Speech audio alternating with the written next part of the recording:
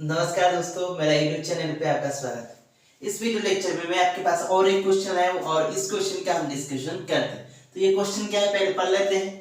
A force F is applied vertically upward to the pulley and it is observed that the pulley in the figure moves upward with a uniform velocity of 2 meter per second. The possible value of F is R. इस question में क्या पूछा, देखिए ये जो पुली है उसको capital a force के साथ ऊपर, यानी कैपिटल ए फोर्स उसको ऊपर की डायरेक्शन में दिया गया है और आपका पुली जो मूव करता है यूनिफॉर्म वेलोसिटी के साथ मूव करता है, यानी कि आपकी जो पुली होता है उसकी एक्सेलरेशन क्या है, जीरो है।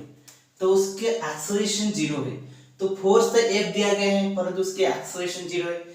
देखिए जो एक्सेलरेशन कैलकुलेट किया जाता है उसके टोटल एक्सटर्नल फोर्स से, तो सिर्फ एफ उसका टोटल एक्सटर्नल फोर्स नहीं है, उसके साथ साथ उसको भी दूसरे वाला फोर्स मिल रहा है, इसीलिए वो जो ऑब्जेक्ट है यानी जो पुली से ओके उसकी नेट एक्सेलरेशन यानी कि उसकी एक्सेलरेशन जीरो है। तो हमको इस फिगर यानी कि इस प्रश्न की जो ये स्टेटमेंट थी उसको हम मिल गया कि उसकी एक्सेलरेशन क्या है, जीरो है। किसका, पुली का एक्सेलरेशन क्या है, जीरो है। अगर पुली का एक्सेलरेशन जीरो है तो इससे हमको पता चलता है कि जो टोटल एक्सटर्नल फोर्स पुली के पर है वो क्या है, जीरो है। तो अभी देखिए हम क्या करेंगे। तो देखिए ये जो ग्राउंड पे ये दोनों है, तो इस दोनों एक स्ट्रिंग के माध्यम से इस ब्लॉक से कनेक्टेड है। तो अगर मैं उस 10 kg मास को ऑब्जर्व करूं और उसके बाद जो 6 kg है उसको भी ऑब्जर्व करूं तो मुझे पता चल जाएगा कि क्या हो रहा है। देखिए ये आपका दोनों 10 kg और 6 kg ओके।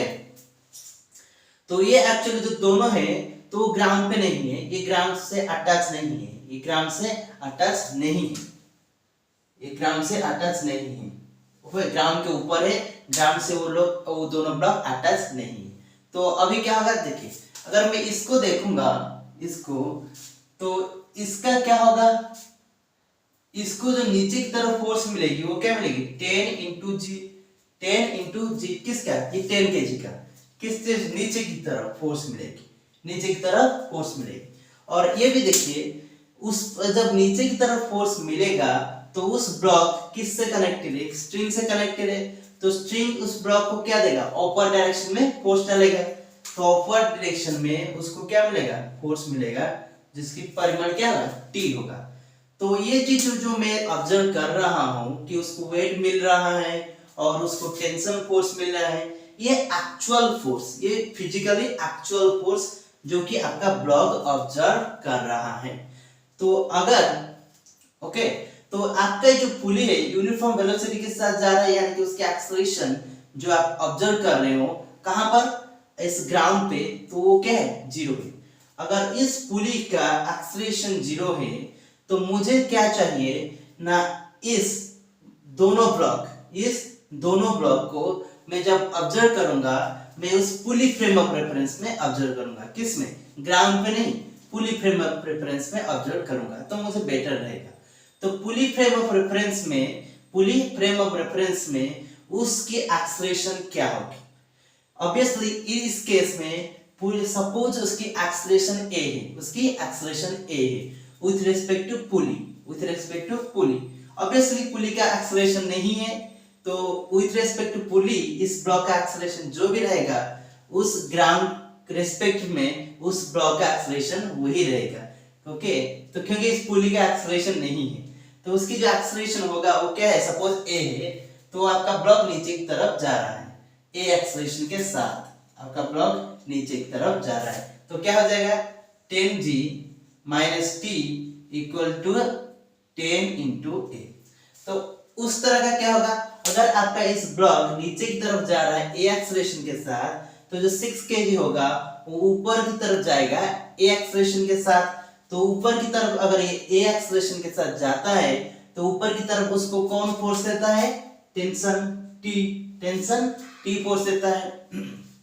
देखिए जो ऊपर की तरफ उसको टेंशन टी फोर्स मिलता है, क्योंकि आप कंसीडर किए हो कि दोनों जो स्ट्रिंग है क्या है, मासलेस है, यानी हर पॉइंट में टेंशन क्या रहेगी, टी रहेगी।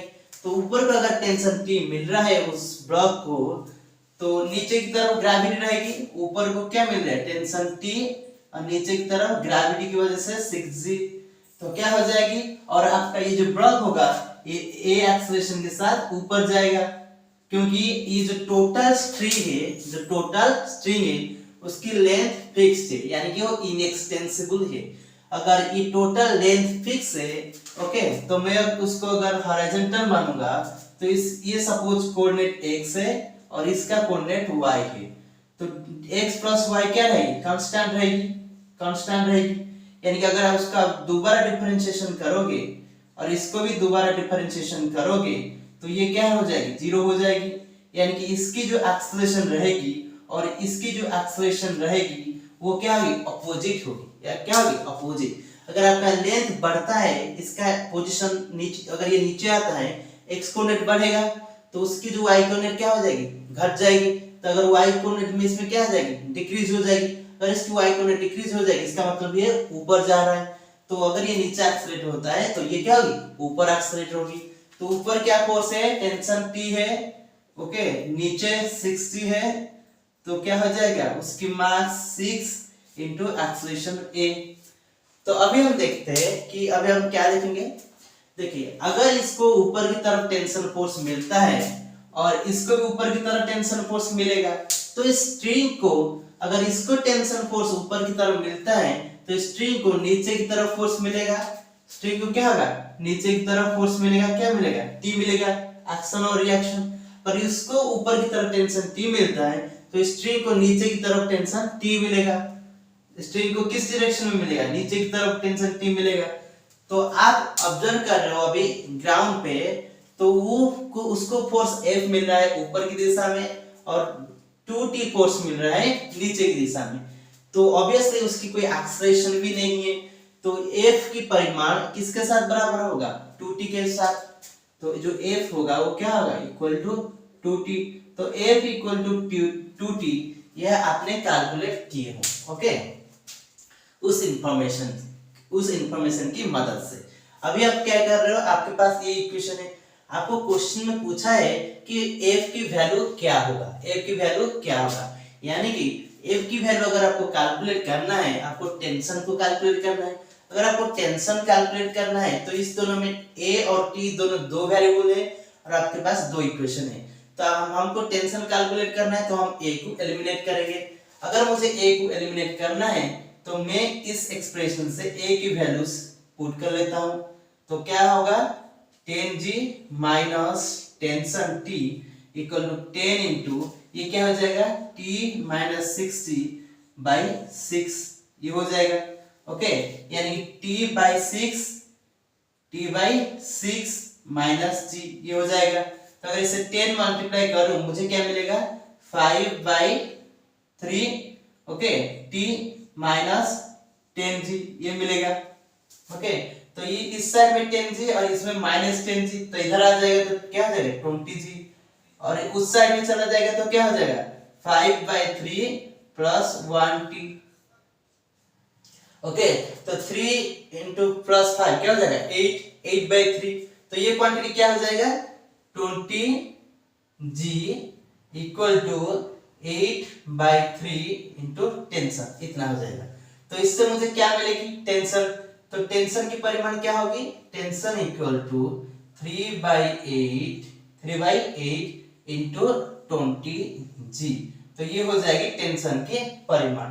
अगर इसको मैं कैलकुलेट करूं तो ये मुझे क्या देता है, 3 बाई 4, ओके। ये क्या हो जाएगा, अगर मैं इसको कैलकुलेशन करूं तो ये क्या हो जाएगा, ये क्या हो जाएगा, 3, ये 4 इंटू 2, ये 4 इंटू 5, यानी कि 15 बाई 2 जी। तो टेंशन की वैल्यू मुझे क्या मिला, 15 बाई 2 जी, ये क्या था, टेंशन की वैल्यूज।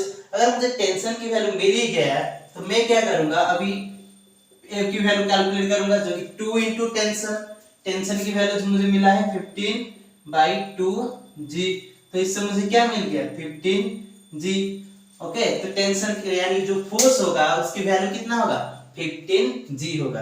तो जी की वैल्यू क्या है, 10 है। अगर आप 10 लोगे तो आपको 150 न्यूटन का होगा।